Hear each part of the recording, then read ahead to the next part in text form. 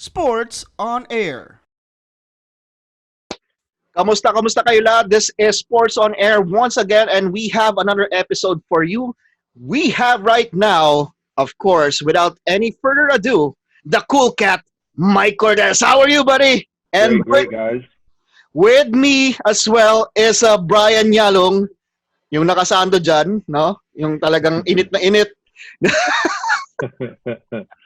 And we will be going back to the life of Mike Cortez. It's not, to the career of Mike Cortez. Para namang ano, di ba? Parang sobrang epic to the life of Mike Cortez. You know? But Parang patay na.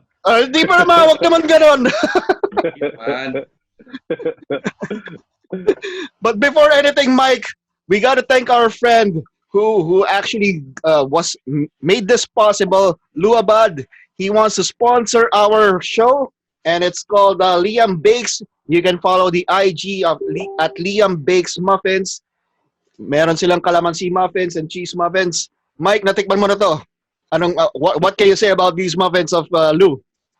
Sarap. Parang the muffins you get from Boracay, right? The calamansi muffin. Yes. I think he was, for me, he was the first one to come out with that one here locally in Manila. So had to try it, and it's pretty good. Pretty good. I mean, being calamansi, if you like that flavor, it's pretty good. And yun nga, pinadalan din ako. Wala pang one day, ubos na kagad. Parang wala.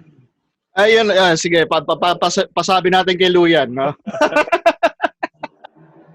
Anyway, brother, you played with our friend, Luabad. Let's talk about this guy first.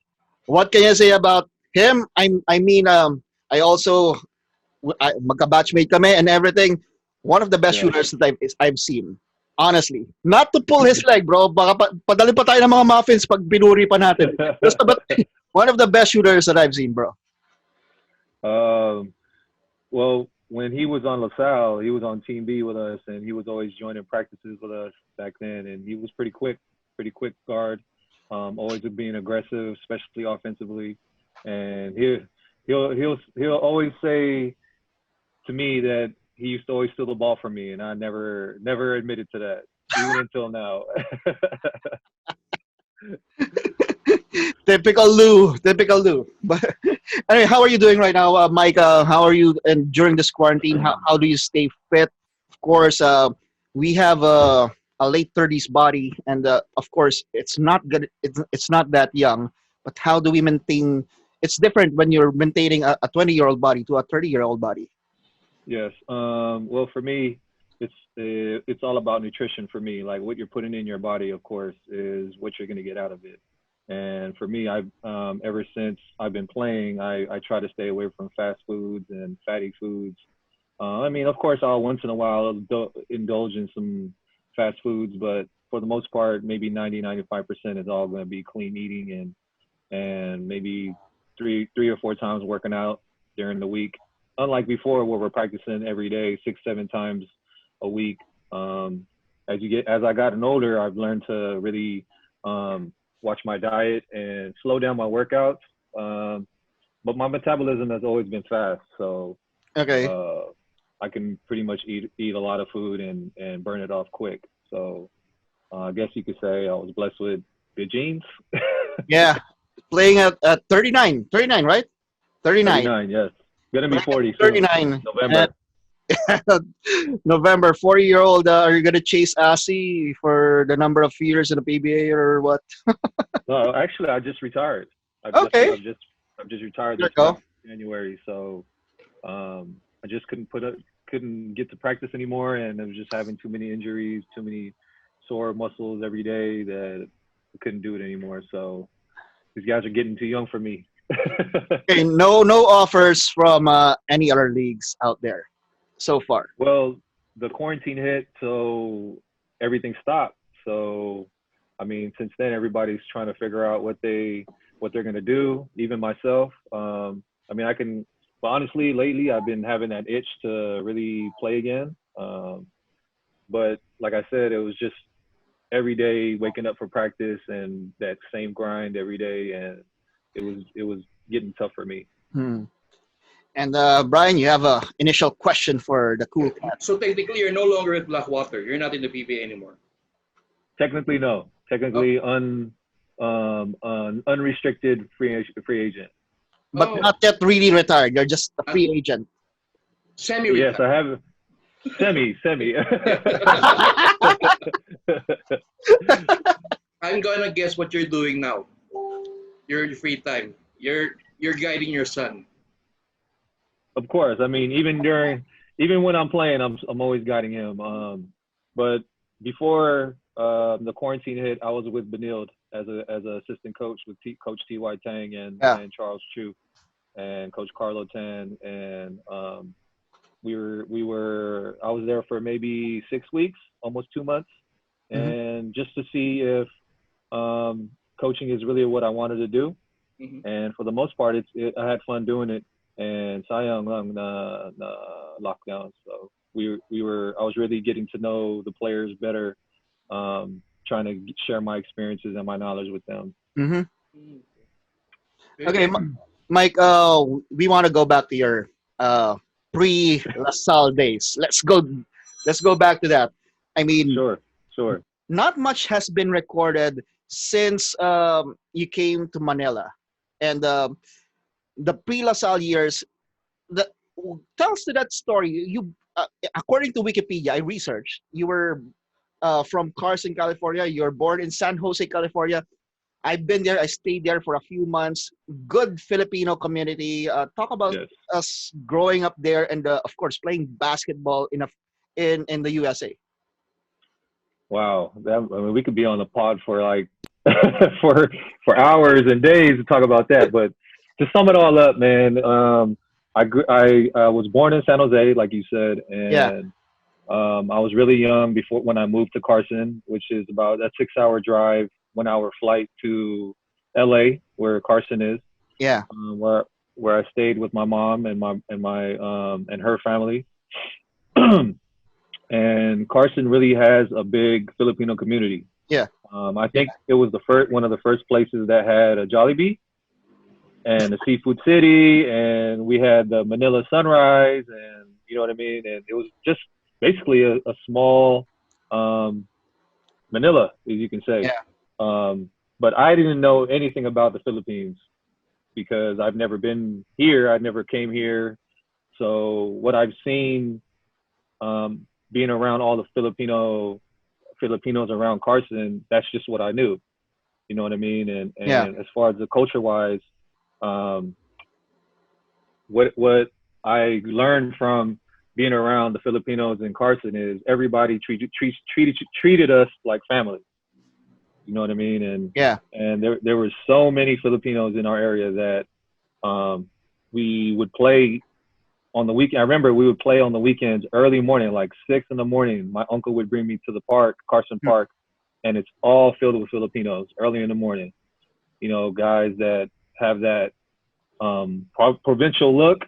You know what I mean? Like like your older uncle look.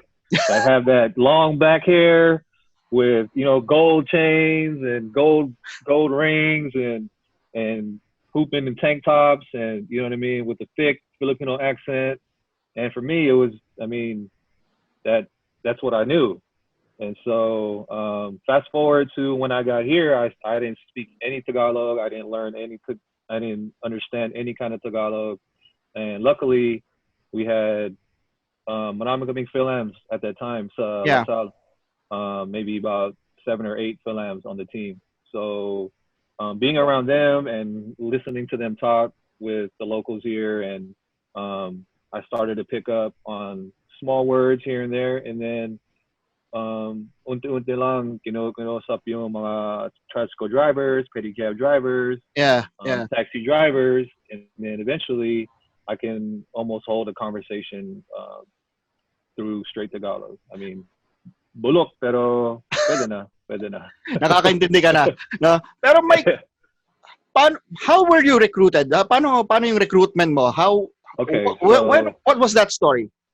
Okay, so like I said, Carson had a big Filipino community, and the surrounding areas around Carson, the cities around Carson, also had big Filipino communities. And They're, I guess, word of mouth. Everyone talks to each other. Oy, may Filipino, a good Filipino basketball player is playing in Carson. So I guess LaSalle had some alumni in the area, and they would come to watch my games in high school. And they approached me after my 11th grade year and said, kung gusto mo magpunta sa Philippines to play and mag-aral ka, there's always an offer. And of course, when I discussed it with my mom, she said it's too far. We don't know what's going on in the Philippines. So syempre, nag-turn off siya dahil dun. And so persistent pa rin yung mga alumni. Especially yung dad ni Don Aliado, si Tito Coloy. Don was already playing for LaSalle at the time, and he was heavily recruiting Philams to come here to the Philippines. And I think he brought Willie Wilson, Alvin Castro, a bunch of Philams that were already here.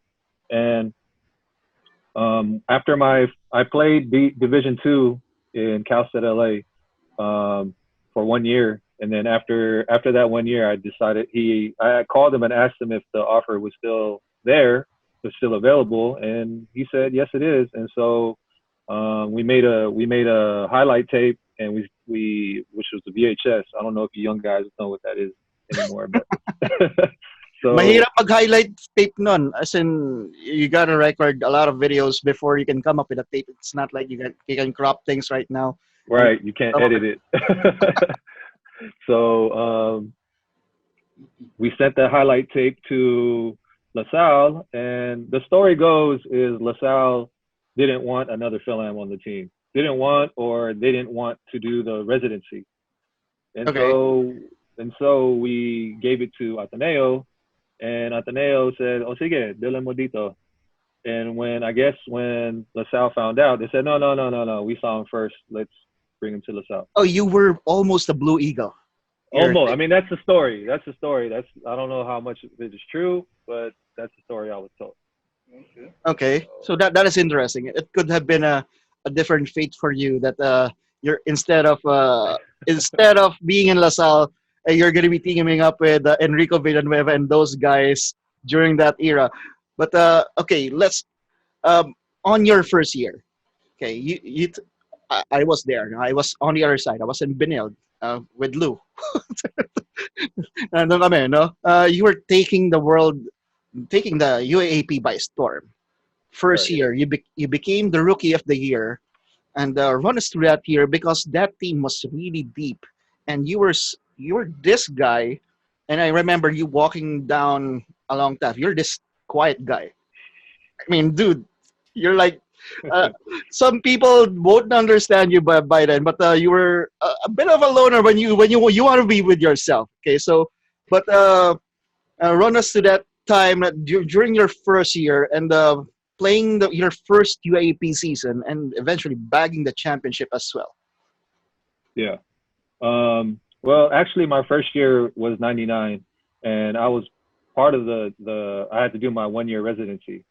Okay. So malaking bagay yun dahil I was able to get used to the way Filipino culture, the Philippine way how they play, and the only thing that I couldn't do was play in the UAP, and I had that was my red shirt. But I was playing in the Father Martin, the NCRAA. I was able to join practice every day. And Father Martin pa nun, wala pang Phil Oil doon. Yeah, there's no Phil Oil. Father Martin was even the friendship games. I remember going to the friendship games, Bacolod. Yung Interlasal. Yes. I mean, those are all, memories that I cherish because it really groomed me for that first year, which was in 2000. I mean, even in '99, I was able to sit on the bench. I was taking the stats during the UAP games, so I was able to really be inside the game and feel the atmosphere. But the only thing I couldn't play. So, but that really helped me during that first year to really get used to how UAP basketball plays. And plus, I'm going against Matt Kuan and Dino Aldeguer. These guys are ready to go professional already. And so being able to play against those guys like Mon Jose, Ren every day, of course Don, um, it gave me the confidence going into my rookie year that all I had to do is just play my game because our practices in LaSalle were always hard. We always compete against each other and we pushed each other, just because I guess that was just the culture. Okay, and in that rookie year, you were nicknamed the Cool Cat. I Yeah. I don't know where it came from. Maybe you can tell us where it came from, and the first time that you heard it, what was your Yeah. reaction? So the story is after my first game, which was against Ateneo, I think I played it. I mean, I had a pretty good game. And Sir Miko Halili was the commentator at the time. And Mm, we were playing UE the next game. okay. And I was warming up before the game and he comes up to me. We had a little chit chat and he's asking me, where are you from? I really like your game and do you mind if I give you a moniker? And I said, what is that? He explained to me, it's a nickname, blah, blah, blah. And do you have anything in mind? And I really couldn't think of anything at the time because, I mean, nobody's ever asked me that. And he said, I'm gonna call you the Cool Cat. And I said, well, okay. I mean, I didn't think it really would stick like that. And I Until guess until now, but I think it really fits me. So um, that's what everyone calls me now. I mean, it's because when we play you, I mean, you always have this poker face. I mean, it's yeah, the reaction sticks. I mean, when pressured, you're still the same. I mean, it doesn't change. I mean, I don't know if you're happy or sad or what. It's still the same. You're cool as ice. I mean, I think that is where you got it. But it's us being your contemporaries in other schools as well. But on that first year, um, the LaSalle Ateneo rivalry was already intense. I mean, run us through always that. has been. Run us through that first game, that first LaSalle Ateneo game that you played.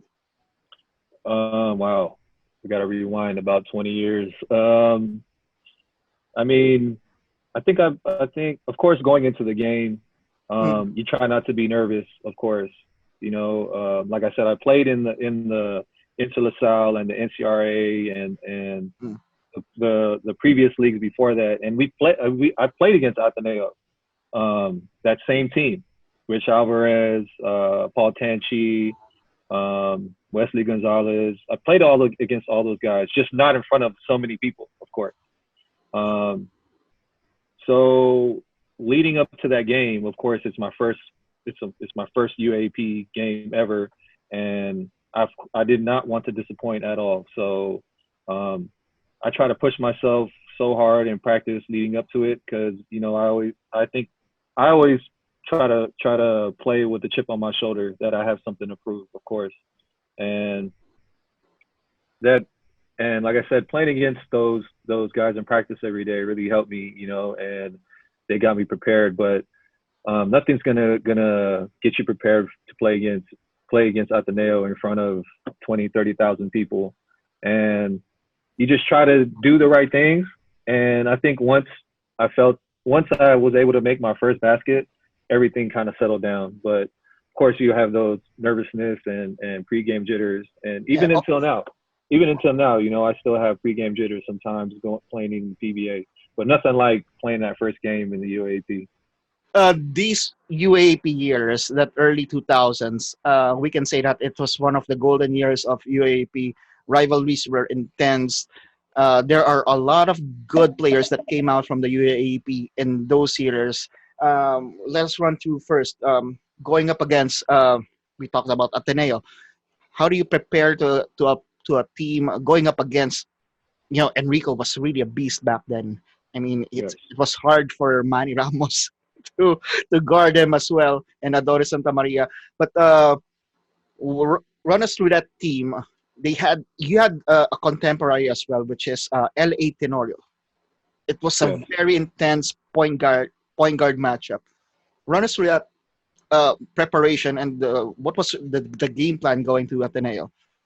Well, um, the way Coach Franz did things was we we prepared the same way for everybody because we knew going into every game that we would have a mark on our back because being back to back champions, teams are going to come after you. It can be the last place team or the first place team, no matter what, they're going to give you your best game. I remember one year we were number one going through all out, and we lost to a low team like NU at the time, and they celebrated like it was their championship. Yeah. And that just goes to show that any team can beat you at any time if you just let your guard down, you know. And so he always preaches that to us in practice, and even us as players, we would push ourselves and make sure that everybody's on their toes, especially in practice, because we all understood that pushing each other in practice makes the game a lot easier, the real game a lot easier. I could recall some games after the game we would all talk about what happened and we would say, man, our practices were harder than that game that we just played. Okay, so that And hardened you up. That gave you, definitely, yeah, definitely, because we had, I mean, not knowing at the time, we had 4 or 5 or 6 guys that are PBA ready at the time, and I mean, um, the way we would play our press defense, and it really we really pushed each other to get better, and we understood. But everyone was just so competitive, and we didn't want to. None of us wanted to lose in practice.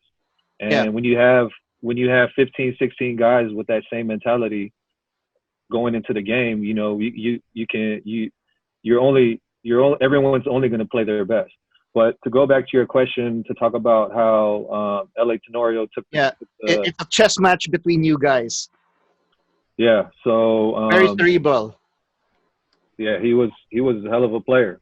Still is actually, and just his headiness during his rookie year. Um, he wasn't always the quickest guy, especially as a rookie. He didn't play like a rookie. You know what I mean? And Yeah.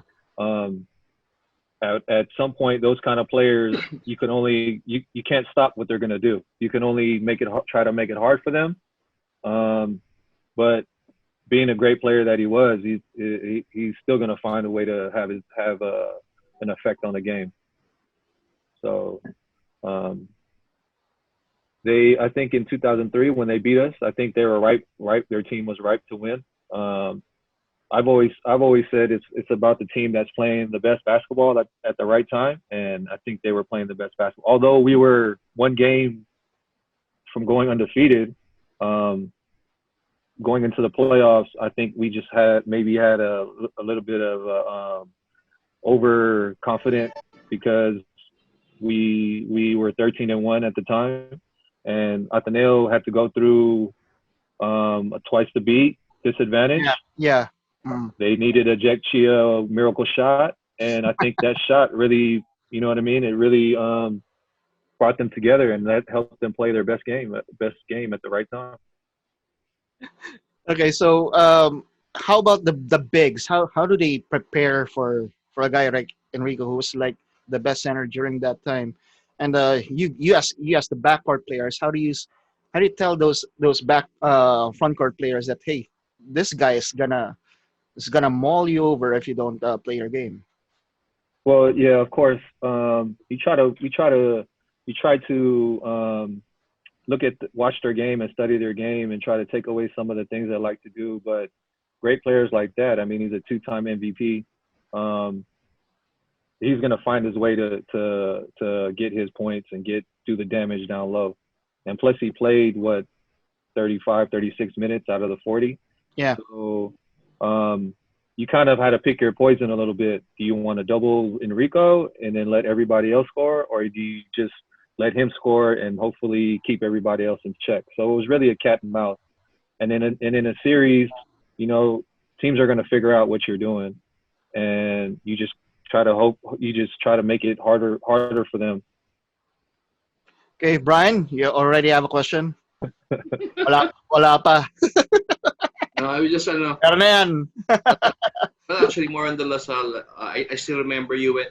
It seemed that when you played before, that you had even during the clutch, most people were expecting you to take the big shots. It's sort of like you played perfectly. As Ernest said earlier, you're unpredictable because your expression doesn't change at all. It seems you're not wild. How do you do it? Like the Damian, like hitting the Damian Lillard shot. The only time I saw you change your expression was you when you won the championship. You got on the table and you went like that and like that. That's the only time I saw your expression change. Aside from that, it's all the same. How do I don't you? know. I mean, I just for me, I love to play basketball. I mean that's the way I was brought up. Is it's not really not showing any emotion. It's just moving on to the next play every time. You know what I mean? And whether something good happens or something bad happens, I'm always going to the next possession. I try not to let the past possession affect what happens next. So in that sense, that's probably why I don't celebrate after a big play, and I don't feel depressed or sad if something bad happens. I was told at a young age that the game of basketball is going to be like a roller coaster. There's going to be ups, there's going to be downs, kind of like life, right? And in the end, 50-50, it's all gonna kind of even out in the end. And so you just kind of enjoy the ride. Okay. So how about I know one of the famous trash talkers during your time was Wesley. There was never a game. I know he's we're famous for that. How do you deal with those guys? or can you give us what he said to you? Okay, something like that. Yeah. What was he telling you?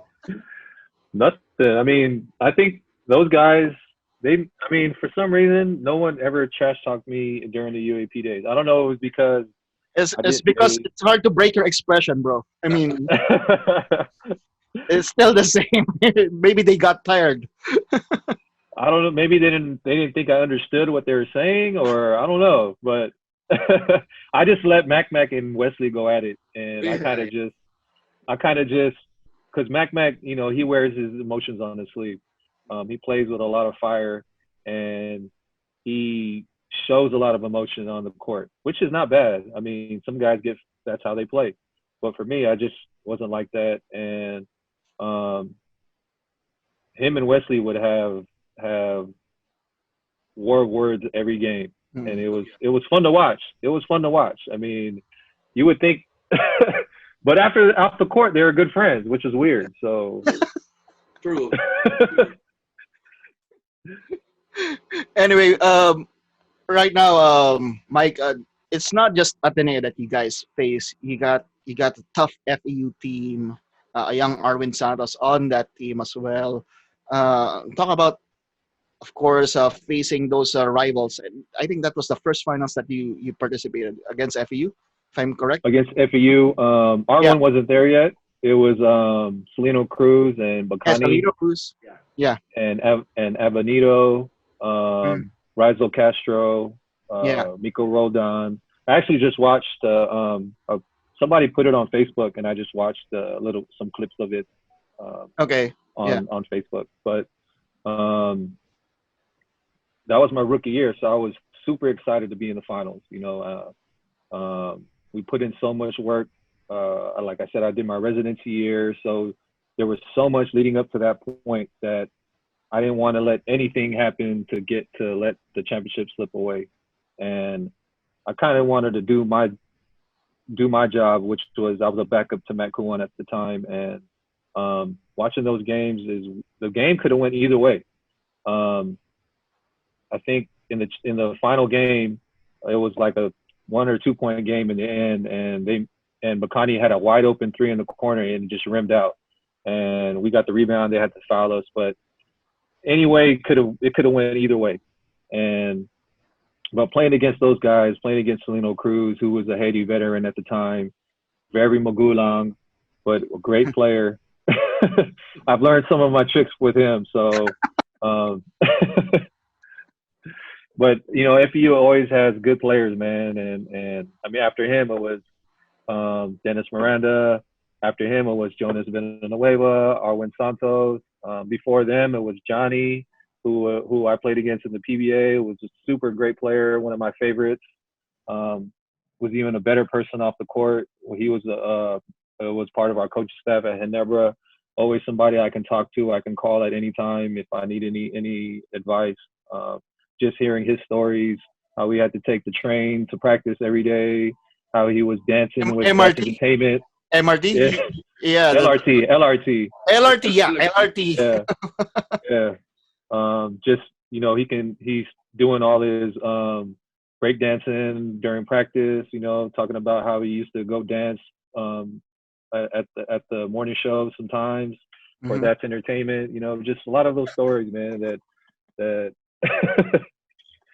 Then we played against UE, who had James Yap, Paul Artadi, Yeah, did. yeah.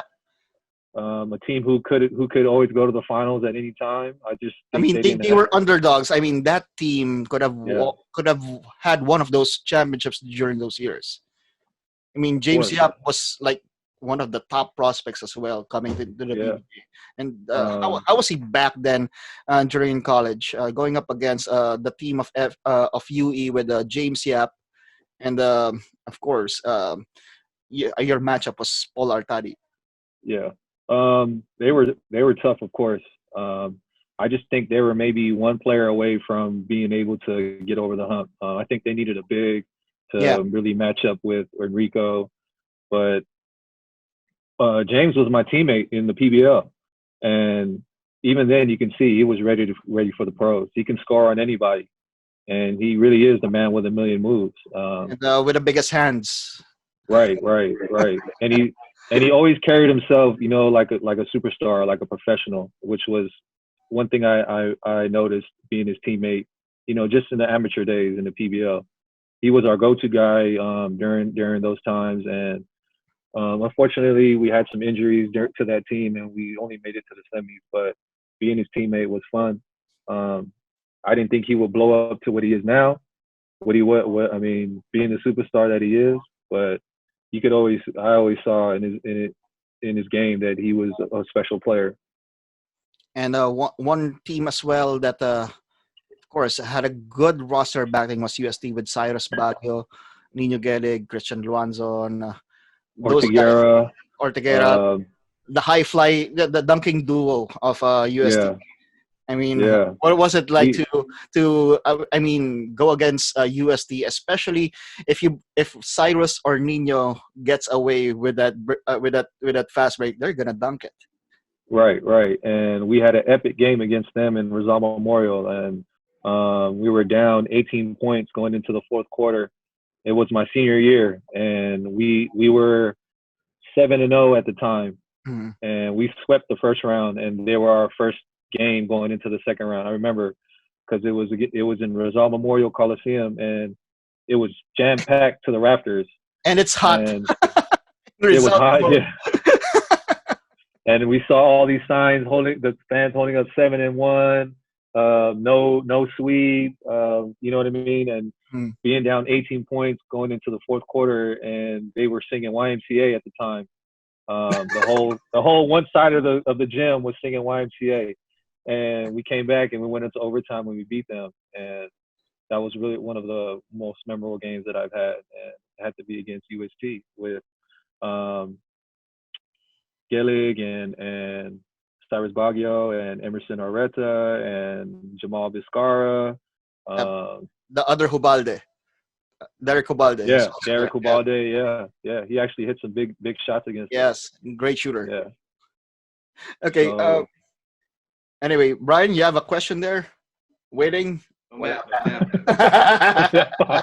Mamaya pa. pagkatapos dyan, meron akong, anyway, sige, mamaya. After the PBL, may question ako. Okay, two championships, Mike. You had the one against Ateneo, and let's talk about that first championship. What I don't know if I recall it well, but it was that year that you proved that you can dunk. There. It was all over the newspapers that one dunk that you did in college.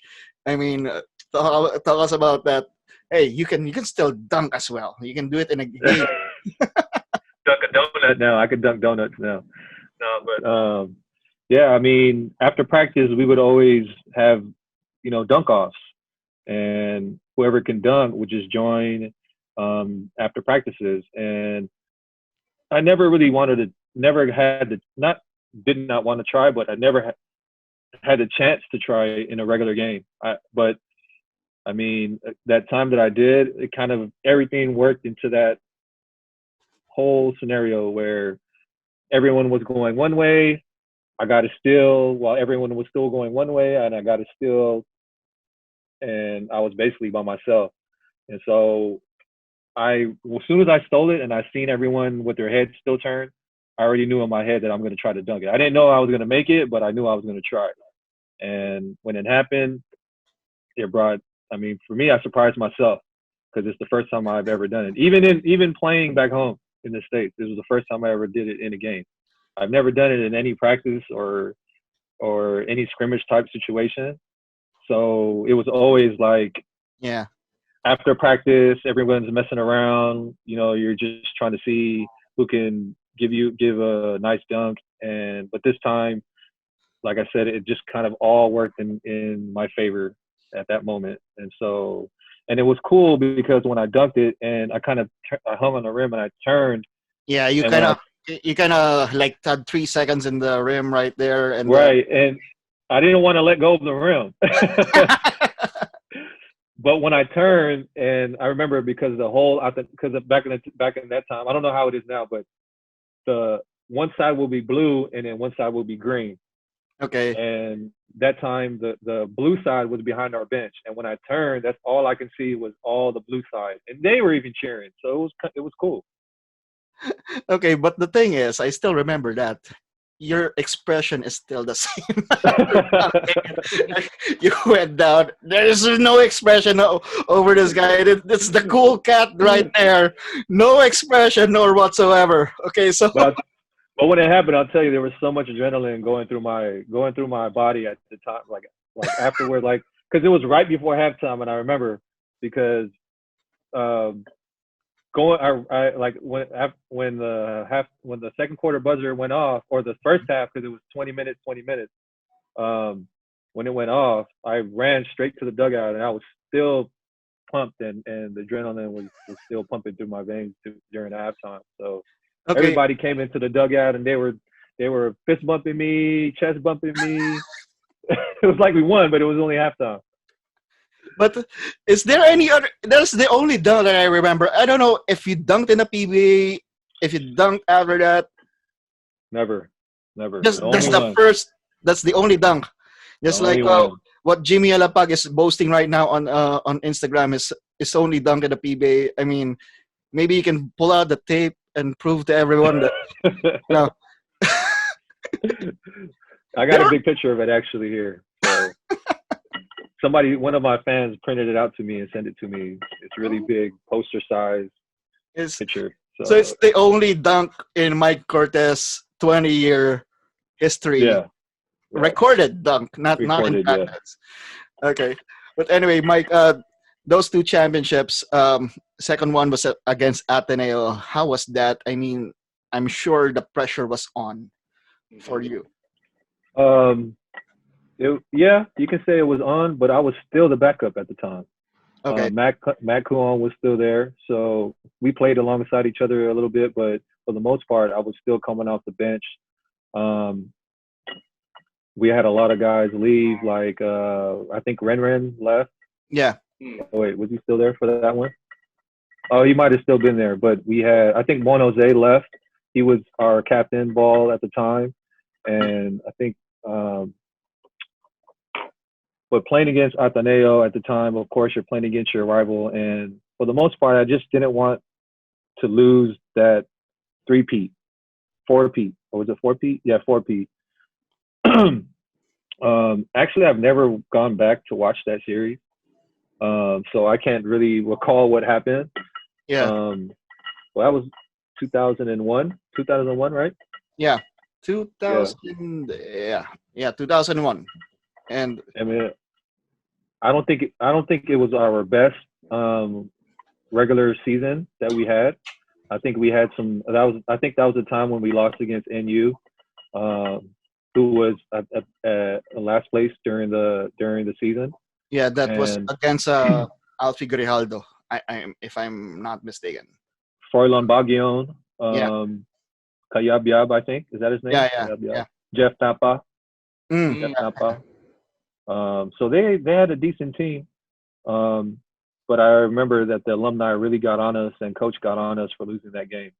And I mean, it kind of woke us up yeah. because Mm. we went on to the Being one of the championship. top team and then losing to NU, I mean, anyone can beat you if you keep your guard down. Yeah, yeah. Okay. That championship, yeah, that you had those two championships, and I'm sure when they ask you which is the better championship for you, which would you pick? That's tough. I mean, any championship is good. I would say. I would think the rookie year was my favorite one because I mean I'm a rookie and I haven't won anything from that point. You know what I mean? I didn't win in high school. I didn't win my first year in Cal State LA Division II college. I didn't win any of the championships um, during the preseason. So of course, being that my first championship ever in my career, and during for the UAP, which is a prestigious um, tournament, I think that would be my favorite one. Okay, 2003. Okay, this is the year that you're gunning for the three-peat, and then of course in the finals, uh, this is the time that Ateneo got you. What was the thing that what you can say that what could you guys have done better during Um, that year in order to beat that much more prepared Ateneo team? well, we should have swept the whole thing.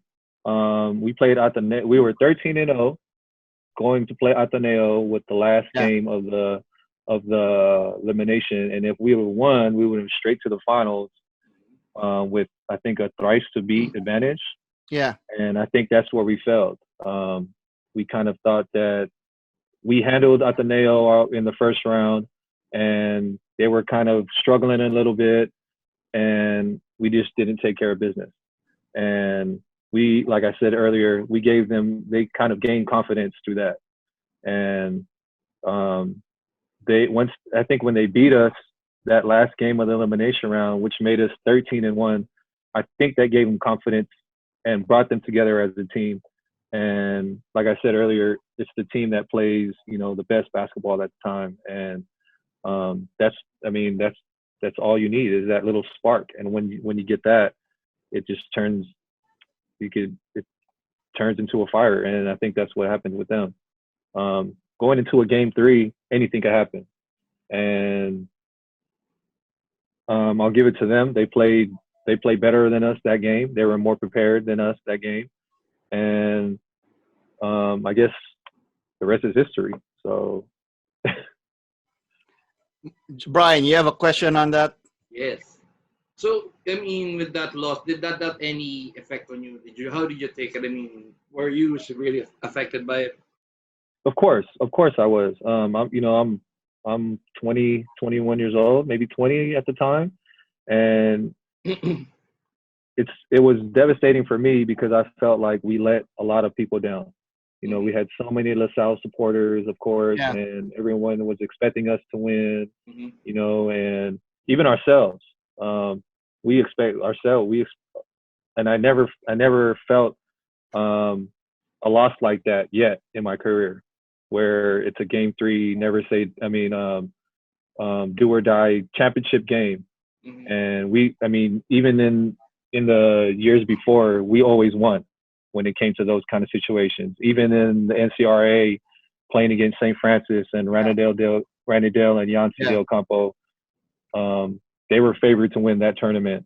And we went in and forced them to a deciding game, and we won that. So it was more a devastating loss to us because we felt that season was ours by going 13-1. And when we didn't happen for us, of course, we were all devastated by it. And it was really tough for a while to get over, of course.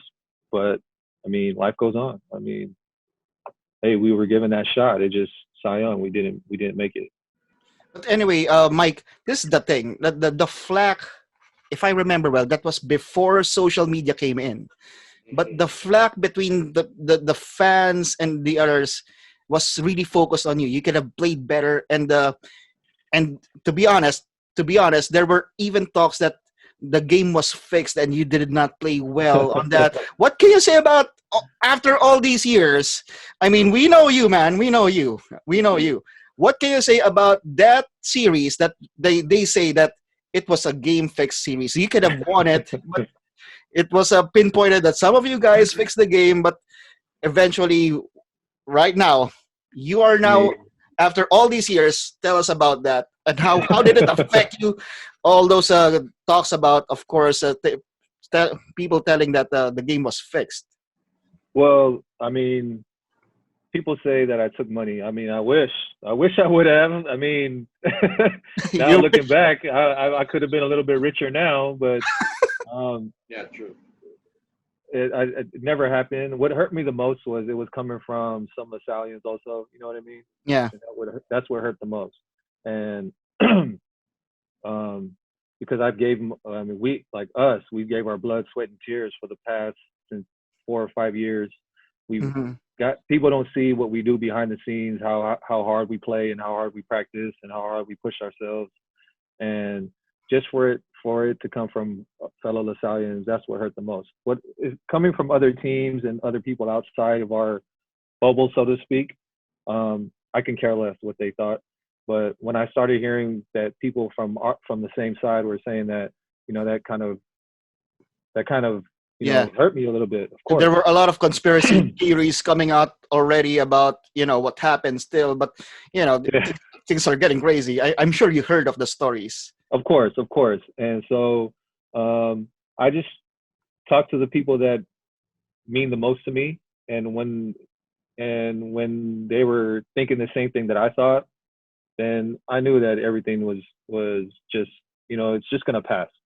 Um, one of the alumni, or Yeah. one of our team managers, talked to me about it and asked me, like, did it happen? And when I told him no, he said, "Hey, you're gonna have to deal with this for the rest of your career." And the true people will know that what's the real truth. Yeah. And when he told me that, then it started to ease the pain a little bit. And he just told me, like, any kind of controversy, Hmm. any Yeah. kind of controversy is good. Means you're doing something. You're ruffling feathers a little bit, and that means you're successful. And for that to happen during your college years, you're gonna have a brighter PBA career ahead of you. And when I look at it that way, then that kind of eased everything for me. And just it's just one game. And looking back, there were so many things that I should have done, that I could have done, but it's too late now. So I don't want to discredit Atheneo's side for bringing their best game, which I thought they did. I think they had the deeper team, and they were playing the best basketball at the time. And it just so happened somebody had to lose. And unfortunately, it was our team. And if I'm going to take the blame for that game, I don't mind, because I was really the leader of that team at the time. And I don't want to discredit any of my teammates for the hard work they put in. And um, I would rather take the blunt of the criticism, and the reason why we lost was because of me instead of them. Okay, Brian, you have a follow up on that? Yeah. When that happened, when that issue came out, did, I don't know if I read it right. Did you go back to the States? I did. I Oh went yeah. back to the States because in May 13th, I had my first child, Hmm. Jacob, at the time, and he was still in the States with my wife. And instead of playing that next conference with PBL, I decided to just cool off and be with my family to get ready for the draft. Okay. So it was true. Tied up to that, I think that was headed towards the PBA draft already, Yes, right? And there were there, if I remember it correctly, there was a bit of anxiety on whether you would be drafted, you would enter the draft or not.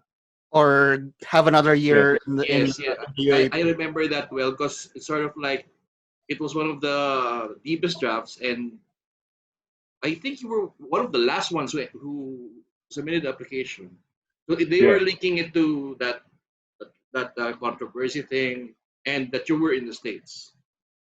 I was in the States. I think I left maybe about a month after the UAP. Mm-hmm. I had to finish my studies, Mm-hmm. and so um, going deciding on whether to go to the draft. I had a long talk with some of the managers from from De La Salle, Mm-hmm. and I told them these are my priorities right now. I have a son, I have a wife that I have a family basically that I have to provide for, Mm-hmm. and I just want your blessings going on what I should do. And most of them said, it's time for you to move on, and that's what happened. Um, they felt I felt my game was already ready for the PBA, Mm-hmm. and trying to come back and redo it again, I think there was just too much weight on my shoulders to do that. So Hmm. it was just a good time for me to just walk away and start pursuing my next career, which was PBA. Okay. And it was a long time. It took a while for us to decide on if that was the best choice, and that was the reason why it took so long for us to apply. I Okay. had to get my papers straight also Mm-hmm. from the DOJ and from the NBI. I had to get all the paperwork straight first. So that was also took a while to finish. Okay. And leading on to the rookie year, we're still in your rookie year, we still have a lot of things to tackle. But anyway, anyway, Mike, that was one of the deepest drafts because Oh yeah, uh, the MBA is it's MBA, right? Was merging with the PBA. The top players of the MBA are transferring to the PBA as well. You have Romela Ducol running through those names. We have Enrico is also declaring John Ferriols, Eddie Jimmy Laure. Eddie Laure, Jimmy Yeah. Alapag, Cyrus Baga. All you guys, you can if you can form a college all star team with this lineup. But anyway, I'll talk about that leading on to the draft, and of course, Alaska was on the drafting first. And was there any other team that said that approached you that, hey, is it just Alaska? Do you know that you're going to be drafted by Alaska, or did you go to other teams that maybe wanted your services if you're available in the draft? Well, leading up to the draft, I was still in the States, maybe until the day before the draft, and I didn't have anybody. I didn't anybody to tell me like where I was gonna get drafted, who I was gonna get drafted by. So I was basically going in blind at the time, and I didn't follow the PBA as much. You know what I mean? Because I was just so busy. We would practice at night for LaSalle, so watching a PBA game at night was never. I never. I mean, I hardly got the chance to do it, and And so I didn't you want to really. and practice like it's 6 a.m., bro. Practice is 6 a.m., so you don't have time to watch a PBA game. I don't think I don't think Coach Franz would wake up for a 6 a.m. practice. We would always practice 6 to 9 at night Hmm. after classes. So we would never get a chance to watch Ah, the PBA. Maybe once or twice if we get a day off, which was hardly. But I didn't really know the landscape of the PBA at the time, like who was on top. You know what I mean? Like what was going on. So um, going into the draft, we just had no idea. And it kind of um, made me rethink because, like you said, the NBA guys were going into the draft also. and it's deep in the draft more. I think it Yeah, it went maybe 6 or 7 rounds at that time. yeah. And And for Jimmy Alapag to go number 9. I mean, right, right. yeah. And so, but I mean, I think you can argue that it was one of the best drafts in PBA history. Okay, now did you know that they're gonna be going first, or did someone? No idea. I had no idea.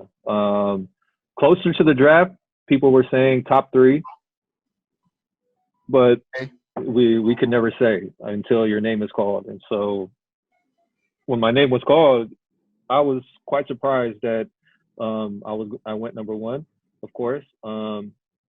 Even more surprised that they had a jersey for me already already waiting. Sir Waukee and Coach Tim made a game jersey with my name on it, and If you're so gonna go first, you know who you're gonna pick. right. So, but I've never had any kind of conversation with Coach Tim or with Sir Waukee or anybody from the Alaska camp before they called my name. So, or any other team for that matter. Okay, Brian, any clarification on that? No, no, no. Okay, it's a bit more of. I was gonna ask, but you already answered. Being the top pick in a deep draft, and considering you were not around most of the days before that, I mean, you were surprised. So, I mean, what kind of emotions was that? I mean, you had no expectations, right? Right. No Right. expectations. And here's a team that suddenly picks you number 1 already, and as you said, they already have a jersey. So it means that Yeah. they were really planning, waiting for you to get into the draft. Right. So what was the emotions when when you got up on that stage? And It was more relief. It was more relief because like we talked about earlier, the controversy and everything that was going on, and barely beating the deadline with our paperwork, and so of course there was always a rush to get things done, and just being able to finally hear my name being called, and now I felt the work had to start now. That's what I Mm. felt when I was standing on the podium. It's not time to celebrate or anything like that. Now the real work's going to happen because going number 1, now you're going to have this X on your back and expectations, of course, for you to live up to that number 1 spot. And that's how I always felt.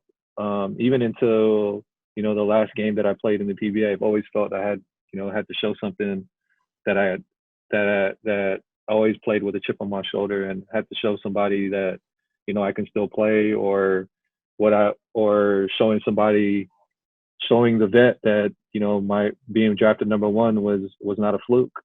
Because when I came into the league, you still had guys like Verhel Meneses, Valdavid, Espino, and Marlo Aquino. You had all these great players still playing, and being drafted number 1, I think they kind of looked at me like, man, who is this guy? I want to see if this guy's really, really live up to the hype. And so I had to prepare myself for that. And being with Coach Tim in Alaska, he really prepared us for that. He prepared me personally for that, and because he had a really great point guard in for so many years in Johnny A. And he really prepared me for life in the PBA my first year. And being coached by Tim Cohn, going to those first practices, trying to learn the triangle. What was it like? I mean, you're the point It guard. was You have to know right, it by heart. right. And I mean, I've always been a cerebral player. I never had a hard time picking up, schemes and different. When coach says something, I can already process it quick. So the thing with Coach Tim was they were coming off a championship run the year before. I think Mhm. they lost in the finals that conference before. So there was always that push to get back there. And Coach Tim was the type of the type of coach that knew how to push players. he treated everybody the same. You know what I mean? And running his triangle, he kept it very simple. And he told us that there's a series of movements in the offense, and it's just your way. It's your it's up to you to find your way to be effective in those different situations. Even to this day, I take some of a lot of his teachings actually. He was big on spacing. He was big on playing, having good ball movement. Very big on playing good basketball at the right time. We would always start slow in the conferences, and then as the conference gets to the end, we start picking up our game and going into the playoffs, because he understood that we were playing 12 months out of the year, Yeah. basically, and Not it's hard to really much not much time for rest, right? And so one of his things was we would do two-a-days. I know everybody hates two-a-days, right? We would wake up at 6 a.m. and 6 a.m. to do conditioning for Yeah. 2 hours, go home or do whatever you got to do, but come back around 1 o'clock. This was 4 times a week. We would have Mondays and Tuesdays, and then Wednesday off, and then practice Thursday, Friday. But his thing was, in those 4 days, you had 8 practices, right? Whereas the other team would have 5 practices because they're practicing Monday to Friday. So he learned how to be effective, and it wasn't like we were running our butts off during those practices. He understood like these are two-a-days, and it was more conditioning in the morning and then teaching at night. And he understood, and now he can give us more time off because he's going to make up for it by doing two-a-days. And us as players, we're always looking for time to help rejuvenate our bodies and get our minds almost thirsting to play again.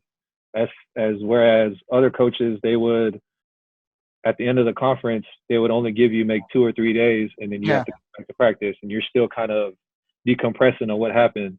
And that's what I've learned from Coach Tim is you don't always have to push every time. Like there's some times where you have to let go of the rope a little bit and kind of ease your players into it. But for the most part, being with him was I would say the best thing that could have happened to me, because he has so many championships. I mean, right now he leads the PBA in championships, and the way he treats his players and the way he treats his staff are like family. Like we would have all these get-togethers where I can bring my wife, I can bring my kids, my teammates can bring their wives, their kids, and their girlfriends, and it was always a family-oriented atmosphere for us, and that goes a long way. That goes a long way for guys like me who don't have family here. You know what I mean? In the Philippines, and so that really, of course, helps build chemistry and togetherness for our team. And Mike, I this is like the pattern of Tim Cone. Whenever he drafts rookies, you're not gonna get much minutes on your first year. No matter how good you are, you're not gonna get much minutes. And how was it to be on that first year, being the first pick, and still it is hard to get the approval of Tim Cone for you to get more minutes in that rookie year? Well, fortunate for me, we didn't really have another point guard on the team, and he kind of just let me learn from my mistakes. But he just told me, like, you're gonna make mistakes. So that's inevitable.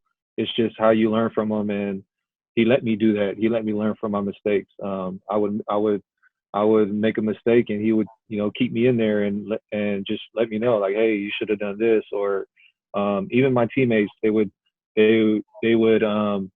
try to keep me on my toes also. And the one thing that we had with Alaska was we had about 10 or 11 Americans, Philams, on the team. Yeah, there was Don, Brandon Lee Cablay was there. Yeah. I remember. John Arrigo, Ali Peak. John Arrigo, yeah. John Ordonio, Rob Duat. So basically, we were all Americans. We called ourselves the American Aces at the time. So, um, so everyone can communicate with each other. I mean, I'm not saying that Finlam's to locals was hard, but I'm just saying we kind of um, learned how to push each other, and we knew that talking trash or um, disciplining each other was nothing personal, and we understood that we only have each other, and um, that's one of the things that Coach Tim would always preach is um, the togetherness that we would have on our teams and the chemistry. So even to this day, I have relationships with the coaching staff back then, And the Coach players as JP, well. Coach June, right, Coach Luigi. Even the PTs are still there in Alaska. When I see them, I talk to them for a while because we were all family at one point, and so we still keep in touch. Okay, Brian. Mm, He's always thinking of the hard questions to throw at you, bro. not really. I mean, well, how was it to be? How difficult was it for you to adapt to the system of Coach Tim? It really opened my eyes to a different kind of basketball. Of course, playing in college, I was used to having the ball in my hands at all, you know what I mean, and I'm making the decisions on who to pass to and who to score. Whereas the triangle, I'm giving it up early. I'm more of an initiator, and then I'll get it back at some point in the offense. And it's rare where I can come down and call a play, and the play would be for me. So the triangle offense, it teaches you how to space and how to play without the ball, which nowadays it's really unheard of to play that way nowadays. You know what I mean? And everyone's running the dribble drive, or everyone's calling plays for a certain player, which is, I mean, it's not wrong if that goes to the strength of your team. But Coach Tim's style, I mean, obviously he's the winningest coach in PBA history, so he's doing something right. Yeah. And but the thing with the way he coaches is his system works, and it's just getting everyone to buy into that system. And I think that goes with anybody's system, really, right? You hope 1 to 20, 1 to 18 all buy into what you're doing, and if that happens, you're usually going to be successful. But if you have 1 or 2 guys who are going to go against that, then it's going to be tough to win. So it says, I read here, it was about 3 years. It took you about 3 years to really settle down with Alaska. I mean to bring out your game. And how was it to play alongside Willie Miller? Oh, Willie the Thriller. Yeah. Tengkoy din yun. Makulit. Sobra. It was actually made my job a lot easier, having somebody like him to attract defenses. It was just, and he was the Michael Jordan of our offense.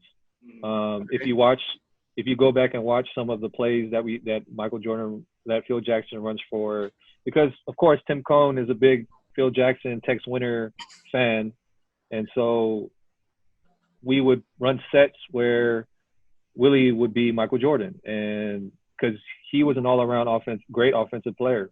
He can do it in the post. I mean, he's a 2-time MVP for a reason, and just having him on the team really made my job easier, because now the other teams would have to make defenses for him, make strategies for him, and sometimes that would leave me wide open, or if not me, it'll leave Jeffrey Carrielso wide open. If not Jeff, it'll leave Raynel Hugnatan wide open. And so, fortunately, we won a championship with Roselle Ellis, and we beat Talking Tex, and they had JJ Sullinger, and Derek Pomarn was their coach. Being in that triangle was a blessing in disguise for Willie, because now he can play his game. He didn't have to dribble the ball too much. we just put him in a scoring position, and he could do his thing. And he really thrived in that offense. Okay. And during your early years, you had one championship with Tim Cohn. I think it was your rookie year. The rookie year. That was Actually, the Yeah. Invitational Cup that Yeah. he had a championship. I mean, it's like everywhere you go, from the UAP, Lucky Charm. the PBL. You won the PBL title with ICTSI, and then PBA championship on your first year. What was it like to win a championship on that level as compared to PBL UAP? Well, of course, in compared to the UAP, we're not getting any money for winning. Whereas in the PBA, we're getting bonuses. And well, the thing with winning the championship in the PBA was I was on a team with guys who haven't won yet. Yeah. And like Ollie Peak was on my team at that time. John Arrigo was on my team, and they haven't won a championship yet. So it was really fulfilling for me to see them finally get a championship. And of course, for me, I was happy because, some guys go on their whole PBA career with not winning. And for me to do it in my first year, it was a blessing, of course. But now that sets a standard for how we're going to be for the rest. Yeah, for every year. And when you don't make it that far, you get kind of deflated and you get sad that you didn't make it. And so it's a blessing and a curse to win in the first year. And that was a series against the tough Coca-Cola Tigers, if I remember. Johnny A, Rudy Hatfield, Jeff, Rudy Hatfield, Rafi Rivas. Yeah, they had a strong team. Yeah. But they had a great coach, Coach Trot. And I think it was the time where they were on their championship run where they made like 4 or 5 championships in a row. And for us to take one away from them, I think it was great for us. Coach Fred was really happy for us for winning that. Our trip, our bonus was a trip to Australia, and we went as a team, and that was fun. So, yeah, that was great. And of course, I think the 2 years after that, this was our thing. This was our barbershop debate. If Mike Cortez didn't have the ACL, you have won. Your career would have flew even further if not for that ACL. What is your take on that barbershop debate? There's a lot of if this would happen, if that would happen, but for the most part, I think my whole career has been a blessing. If let's say if I didn't get an ACL, I would have had something else would have happened, right? Or something worse than an ACL. If I remember, you were the team won the championship and you were in the injured list. If I'm not, am I right? No. Alaska. Yeah. No, when I came back, we won. There we go. Yeah. Yeah, when I came back, we won. And but having that ACL, it really taught me a lot about my body, myself, that I wouldn't have known. Especially how to treat my body better, eating the right foods, what body parts operate, what's connected to what, you know what I mean? Just spending 6 months inside of in a rehab, sports rehab facility, it really humbled me, and it taught me a lot about myself and my body. And we're not getting younger. We're not getting younger, true. And so throughout my career, I was hampered by a lot of injuries, whether it be a sore back or a pulled calf or ankle sprain. But for me to be able to play 16 years, that's, you know what I mean? It's really a blessing for me. Not a lot of point guards can say they've done that on 2 ACLs. I've had 2 ACLs, and it happened on the same day, just 2 years apart, which is crazy.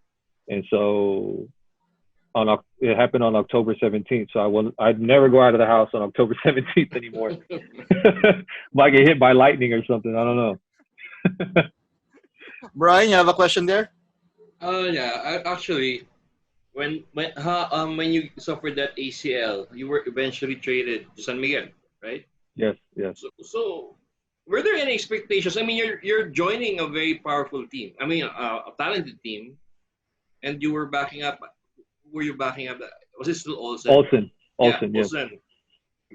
But what were your expectations when you were traded? My expectations were to try and fit in with San Miguel. The players there, like you said, we had a bunch of superstars: Don Tiveros, Danny Siegel, Daniel Defonso. I could name everybody on the team was a superstar. Dorian Pena, Mick Panisi, Yeah. all these guys can play.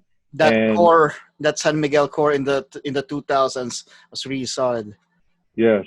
And my mistake was trying to fit in instead of just playing my game. And I think history shows that if you put a team of a bunch of talents, you're not going to win all the time, right? And you kind of need role players, and I think that's what we didn't have. We had a bunch of guys who can score and who are very talented, very, very talented in their own way, but we didn't have role players that were going to do the dirty work for us. You know what I mean? And like I said, my mistake was trying to fit in with these guys, whereas I should have just played my game. And going from a Tim Cohn offense where you're used to giving the ball up and letting it move around and then you'll get it back, to an offense where I have the ball in my hand and now I have to call plays for Danny. I got to call plays for Don. I got to call plays for Daniel Defonso. You know, it was a big change for me. And it took a while for me to get back into that point guard mentality almost. And yeah, it took. I mean, and then when I started to get my stride, I had another ACL, and that kind of set me back a little bit, of course. And when I came back from that second ACL, we won another championship. So And you won the comeback player of the year, if I'm not mistaken. Yeah. Right. I mean, I came back like 3 or 4 games before the playoffs, and we swept the playoffs and went on to win the championship against Ginebra, and they gave me the comeback player of the year. And so the joke is, every time I come back from ACL, we win a championship. So I should just keep getting ACLs so we can win a championship. But when I was watching those, I considered you what we call the magic hugot. Yeah, for me, because it's still the same. Mike Cortez, for me. It's because you can just turn it on and be, be the light, the superstar that the potential is coming out as well, and you're doing it with the poker face, the usual. Man, I never looked at playing basketball as a job. I always look at it as a hobby, man. And that in itself can also be a gift and a curse, because I never enjoyed like shooting by myself. I never enjoyed like doing drills. I always just wanted to scrimmage. I always just wanted to play, because to me that was like heaven to me. You know what I mean? It was just being able to compete and play 5-on-5. But when you asked me to do a drill or asked me to, shoot by myself, take 100 shots in one spot, I hated doing that stuff. You know what I mean? But you kind of need that. You kind of, you know what I mean? You kind of need that to have muscle memory and to keep your stroke in tip-top shape.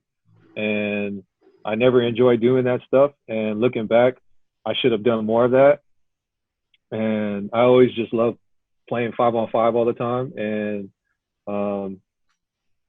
I guess, like what you guys said, that I always have this poker face when I play, but I'm always happy when I'm on the court. I mean, it might not look like it, but I'm always happy.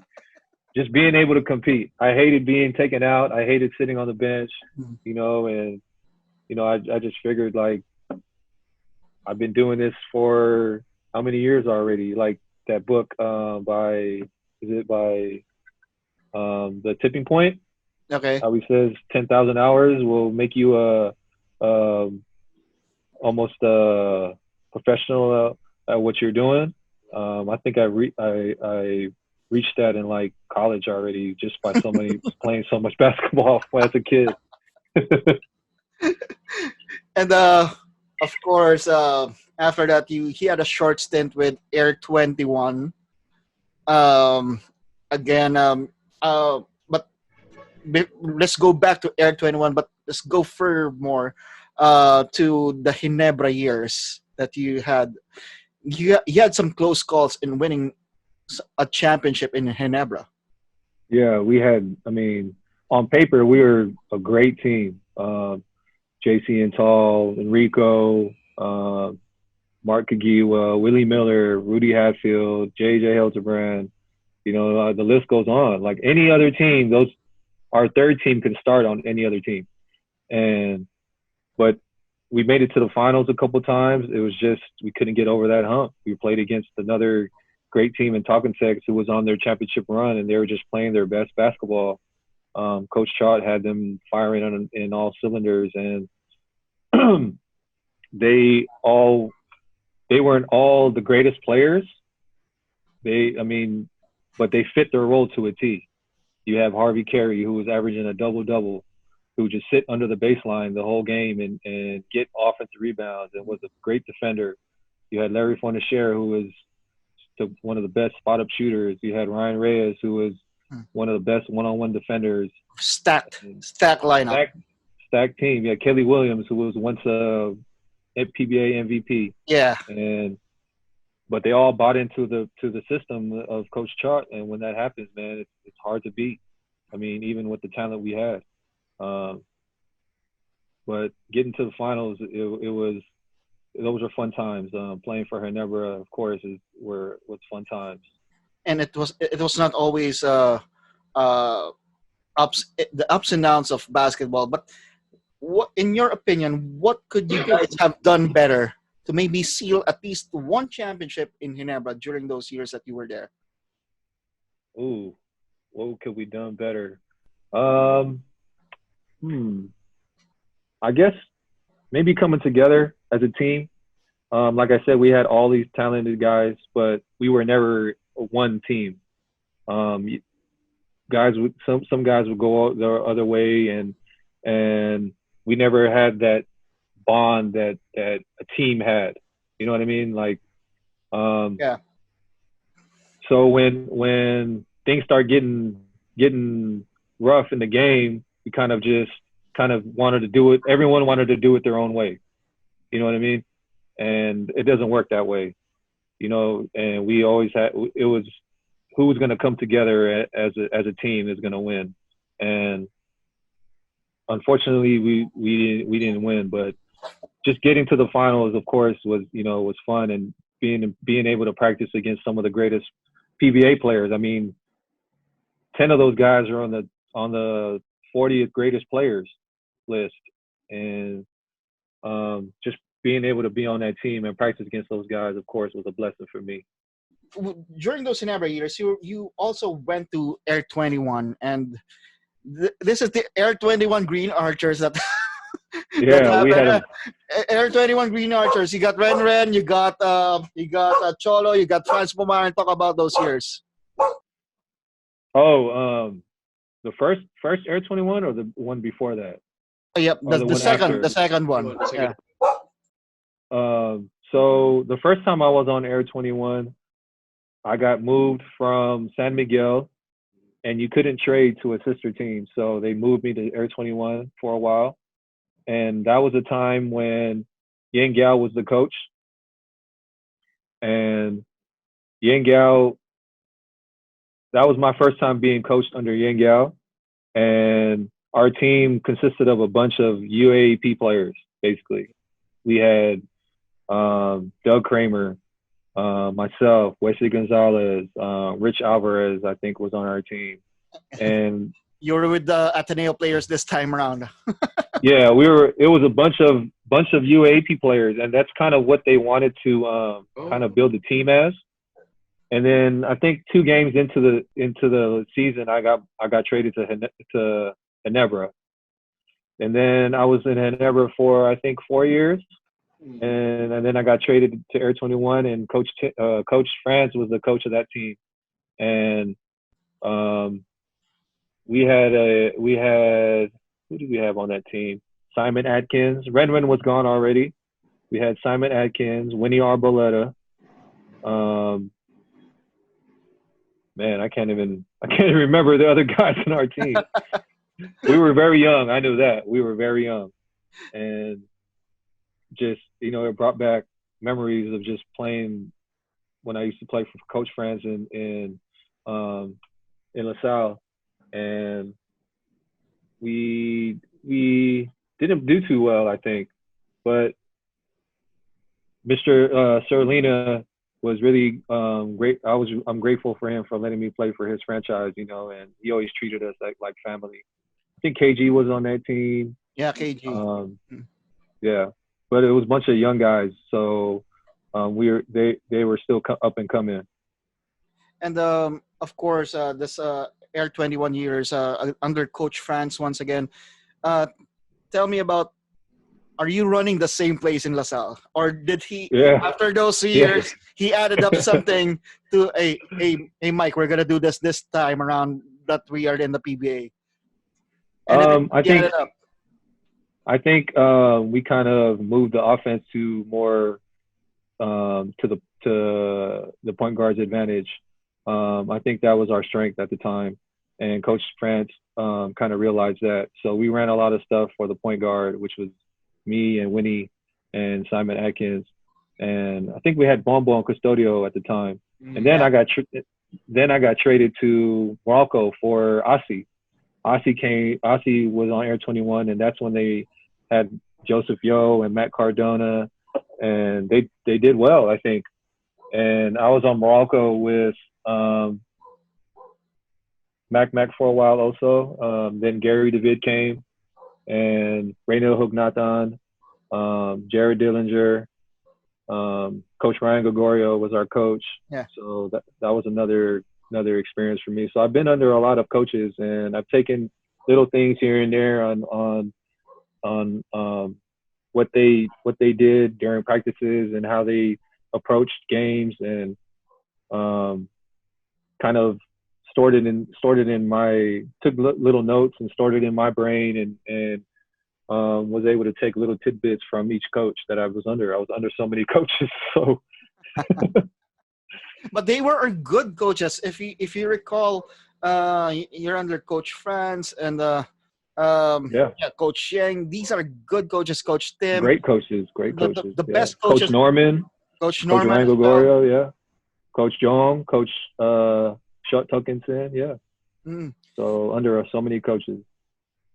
Okay. Even now, in Blackwater, being under Coach Yeah. Leo and Coach Bong Ramos, and they have so many stories, so many great stories about Jawo and how the game was played back then. So okay, Mike, this is the time that, of course, when you were in Morocco, and then going to Blackwater and Global Port and everything.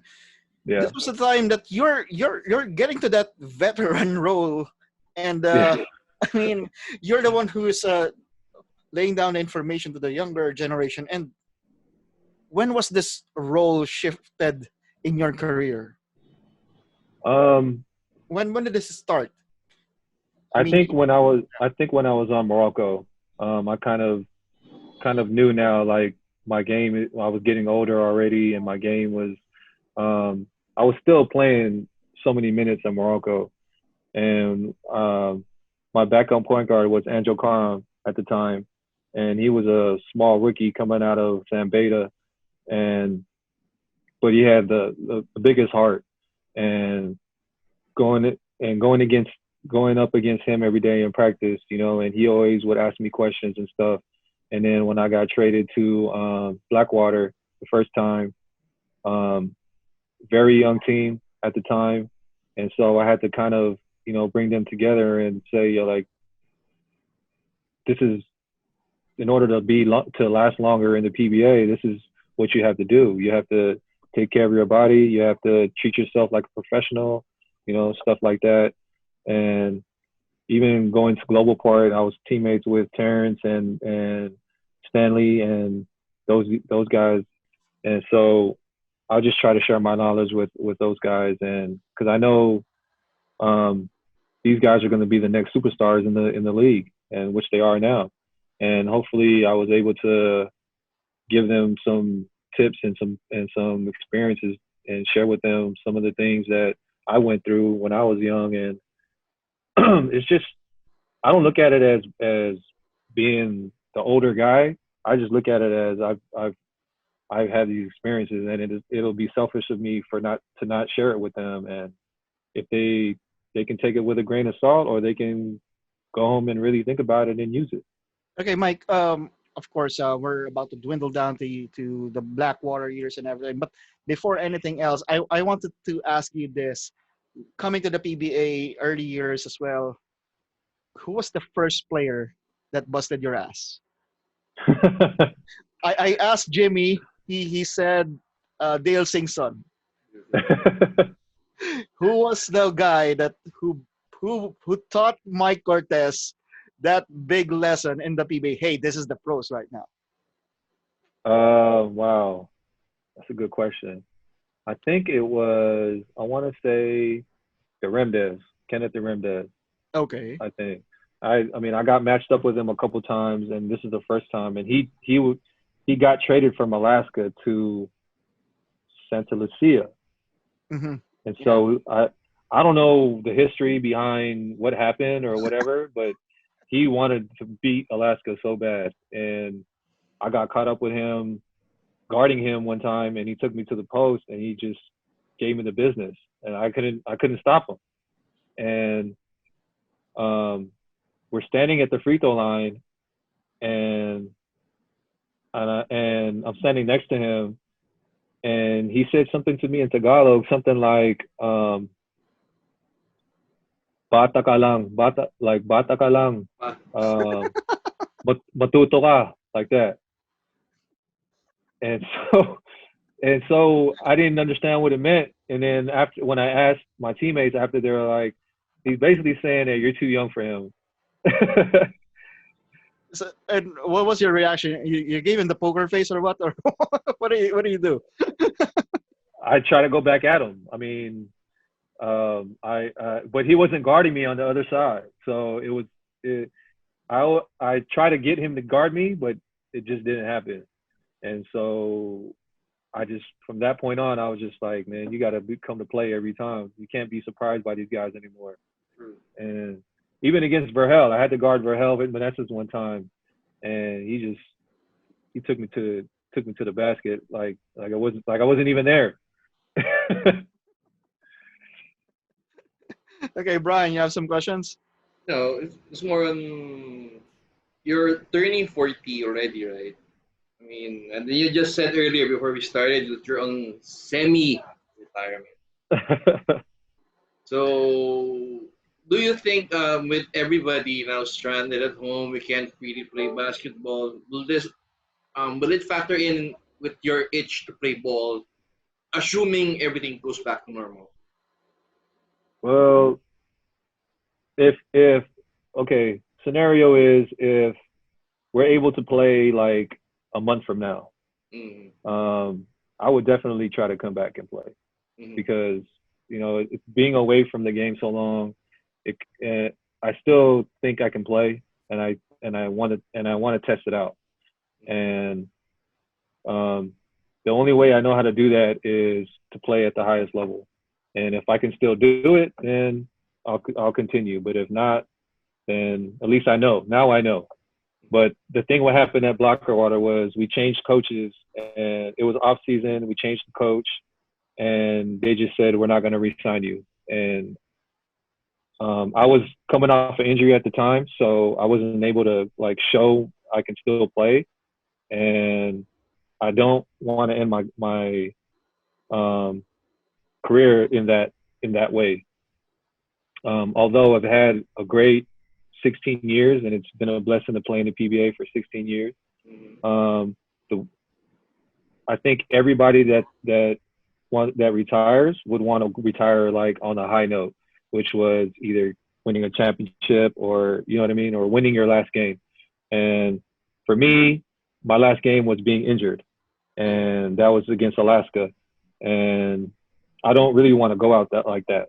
But Ironically, you know, against Alaska. yeah, ironically. And so, like I said, if everything goes um, to plan, where I think they're trying to come back maybe the end of August or something like that. Yeah. Um, I wouldn't mind trying to play again. It's just who out there wants to hire a 40-year-old point guard? Not too many teams, I think. So, How so about we'll see. how about MPBL? Oh yeah, definitely, definitely. I mean, I have some friends in the PBL who are playing and coaching, so that's always another avenue to take. But of course, when the lockdown started, I was still hurt. I was still injured at the time, and I was already ready to walk away from the game. But um, given the opportunity again now, I wouldn't mind giving it a chance. Why not? I mean, I think I want to test out if I still have some juice in these legs left. Being a point guard, they say point guards make the best coaches in the future. Okay, now we're talking about Cholo Villanueva had his lead time going to coaching. uh, how about you? When will you say that? Okay, coaching is definitely for me now. You said that you were assistant to Ty Tang right Yeah. now, and how's that experience? And do you see yourself maybe being a head coach sometime soon? Um, I think when the timing's right, I think. I mean, I would love to give it a try. I mean, that's I mean, us as basketball players, we love to compete, and I think for me, if I can't play, then I wouldn't mind competing as a coach. Um, Yeah, I think I've been under so many coaches that I've gained so much knowledge from these guys, and being and playing in for 16 years. I mean, nothing beats experience, I think. yeah. And I've seen almost everything that can happen in a game, and I've seen every situation almost in my 16 years of playing. And I definitely would like to give it a try. Like I said, I've tried with CSB as an assistant, and I enjoyed it. I enjoyed it for the most part. I mean, for the 6 weeks to 8 weeks that I was there, I I really enjoyed it. I really enjoyed sharing my experiences and my knowledge with these guys.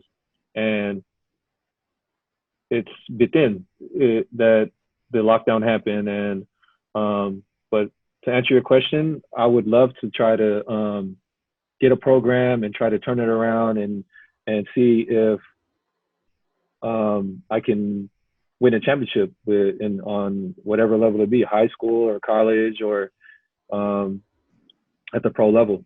I would love to give that a shot. Okay, let me give you a scenario right now, Mike. It's gonna be a tough one. I don't know if it's gonna be a tough one, but let's say, okay, lockdown's over.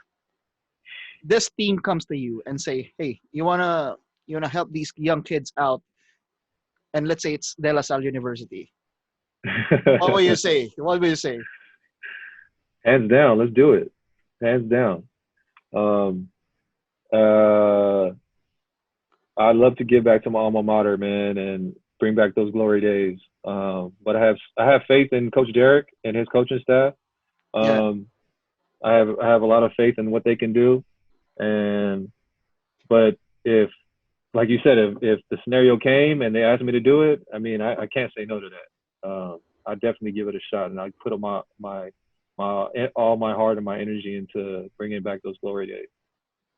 It's what the alumni deserves, it's what the players deserve, and it's what the UAP deserves, I think. Brian. I wanted to You ask let more on Jacob Cortez. How is he doing now? Your He's son good. is He's making good. he's making waves, huh? Yeah. I'm just trying to, trying to keep his head leveled a little bit. He's shy. He's shy, by nature.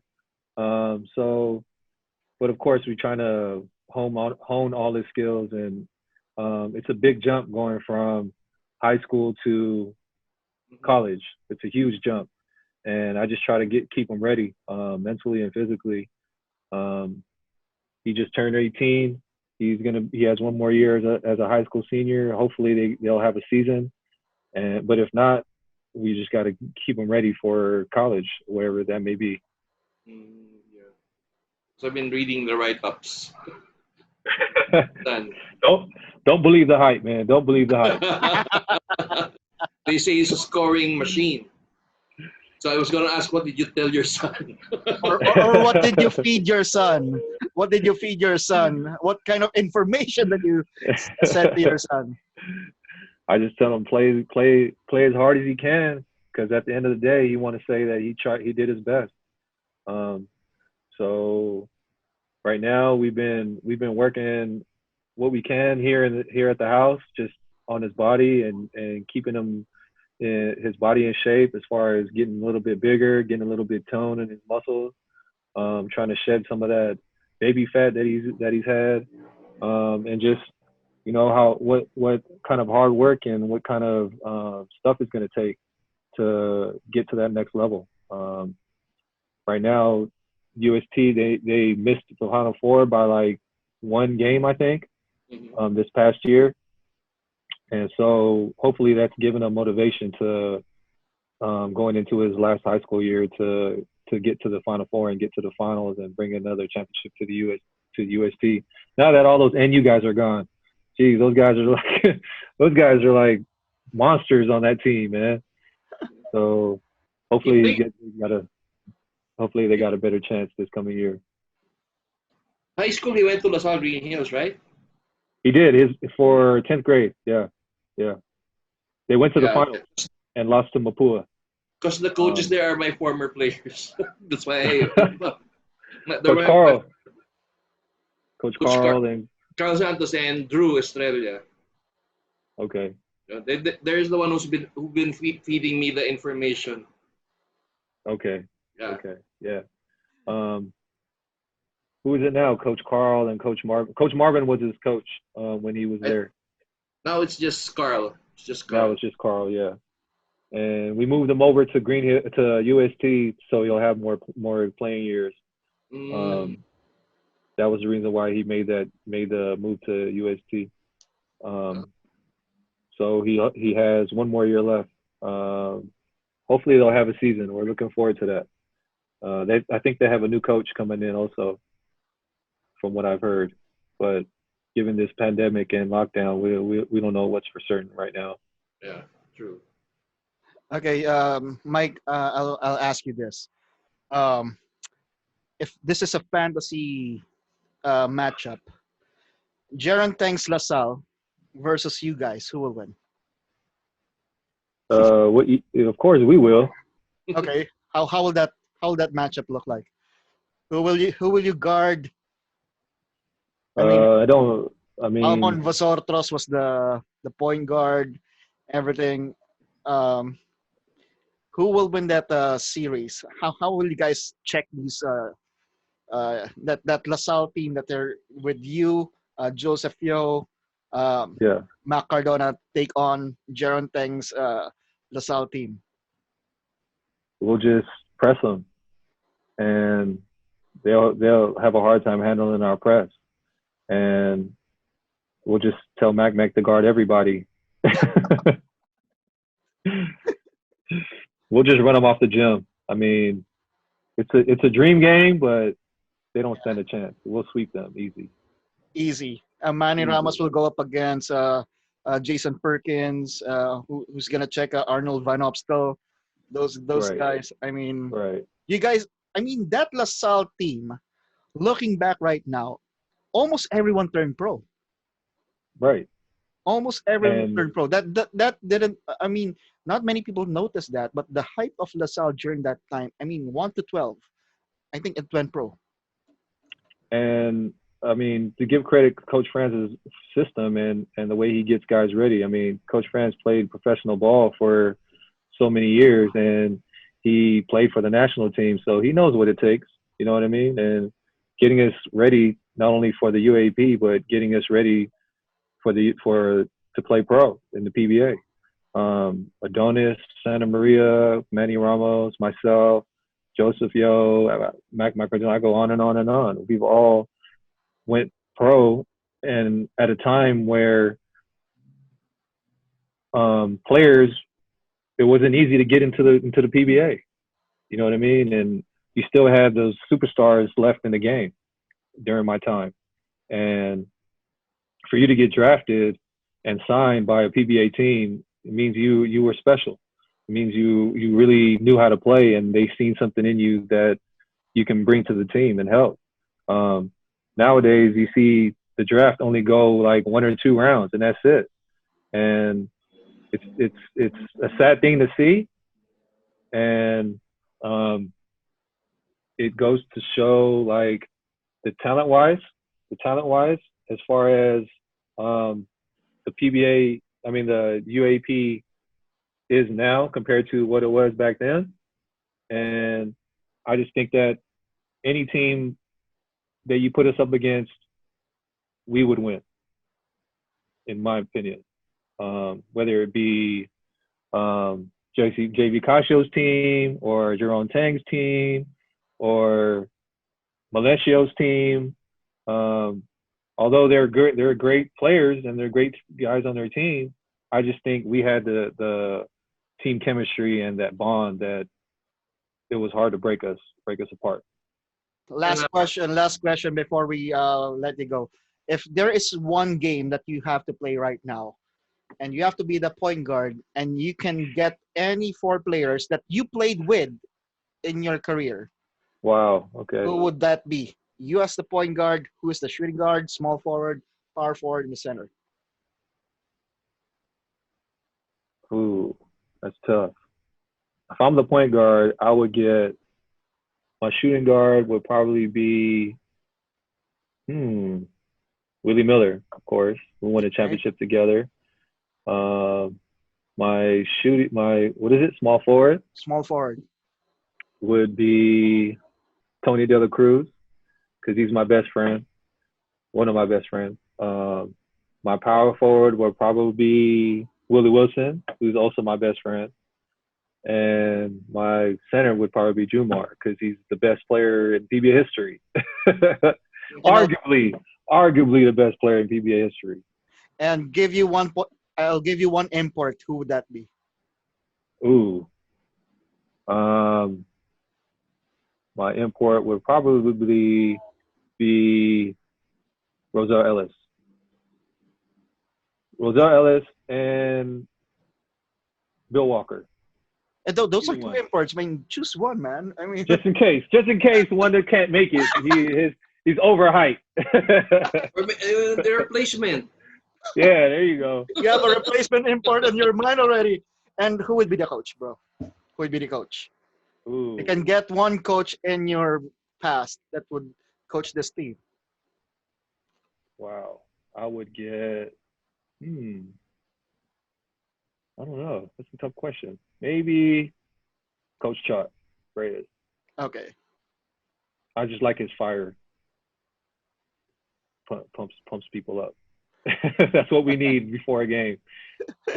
No more X's and O's. We need somebody to fire us up. Take his shirt off before the game or something. But anyway. Or Joel. Or Joel. Okay. Yeah. There we go. I mean, I've never had. He's Anyway. another head that I would want to, another brain that I would want to pick. Picked all the other coaches' brains. He's another coach that I would want to brains that I want to pick. He just seems like such an interesting guy to sit down and have a conversation with. And the stories that I've heard from everybody, you know, this Coach Leo told us a story that because Coach Leo was his teammate, and he told me that every morning after practice, he would have his driver drop him off at the Corinthian gate, and he would jog to his house every morning. So I don't know. You just I wonder why he's such a living legend. And And I think with that, Mike, we want to thank you for the time. Almost 2 hours went by so fast. I mean, we wanted this to go to an hour. hey, It's I 20 told you, years, man. man. It's 20 years that we're backtracking here. That's good. That's good. It's a long. That is a long time. 20 years. Jesus. Went through the non-internet era to the internet era. So To the pager era, to the to the right, 30, right. to the 3210 era. 3210. That's right. 5110 was my first phone. There you go. What was your high score in Snake? You, It you was played like Snake? yeah. When it starts going fast, that's it.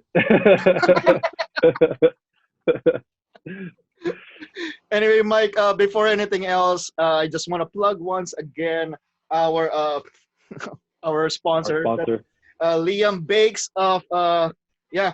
You got to follow them on Instagram, Liam Bakes Muffins, and you can also like them on Facebook. We will put that on screen right now, and you can order the calamansi muffins. Mike and I tried it, and I think that with that he's gonna come back already and play basketball. He's ready to play. I have yet to try the cheese muffins. Hopefully, Lou will give us that as well. Yep. Yep. Make it happen, Lou.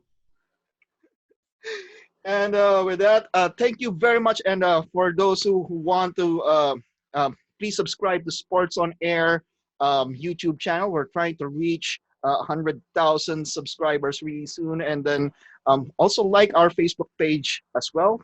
You can listen to this podcast on Spotify and iTunes. Until then, my name is Ernest Hernandez, together with Brian Yalung, Mike Cortez right here. See you until the next episode. Thank you for watching. Click the subscribe button and ring the bell to be notified with our latest videos.